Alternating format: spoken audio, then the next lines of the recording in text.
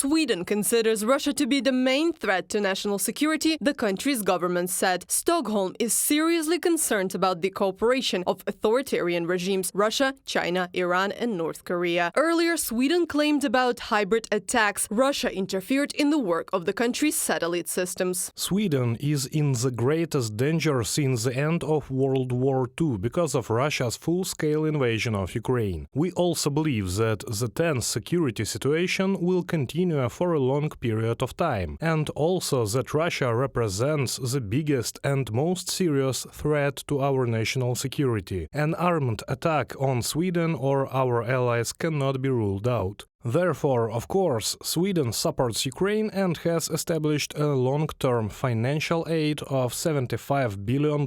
By supporting Ukraine, we are investing in our own security. Germany is also talking about a direct military threat from Russia. Defense Minister Boris Pistorius insists that the government should allocate €6.5 billion for the country's defense budget for 2025. We must be ready for war by 2029. We must provide deterrence to prevent the worst. Three issues are central: personnel, materials and finances. In an emergency, we need young men and women who can defend this country. Russia is now building a capability that far exceeds what it needs for a war against Ukraine. The Russian military is planning to raise the number of soldiers to 1.5 million, more than in the entire European Union. If we look at the 5 largest NATO armies in Europe, we see that they have half the tanks that Russia produces in a year. We have to be ready. Carsten Breuer, Inspector General of the German Armed Forces, in an interview with the Süddeutsche Zeitung. The Baltic States bordering the Federation are paying special attention to strengthening their defenses. In the south of Lithuania, more than 10 storage sites for anti-tank structures, barbed wire and concrete blocks will be opened. The country has increased defense spending to 2.5% of GDP. Latvia and Finland have installed barriers on their borders with Russia and Belarus. In 2025, Estonia will start building 600 bunkers near the border with the aggressor. According to the project, concrete capsules will be dug in and covered with an earthen dome. Our goal is to develop a solution that fulfills all the requirements for human survival. If we need to come and talk to private owners, then we will be negotiating with them sometime later this year or early next year. But first of all, we want to build these strongholds on state land. In order to deter threats from Russia and China, NATO is negotiating the deployment of more nuclear weapons. According to the alliance's Secretary General, the talk is about taking missiles out of storage and putting them on alert. Reported by Anastasia Tarnavska, Larisa Petruk, UATV News.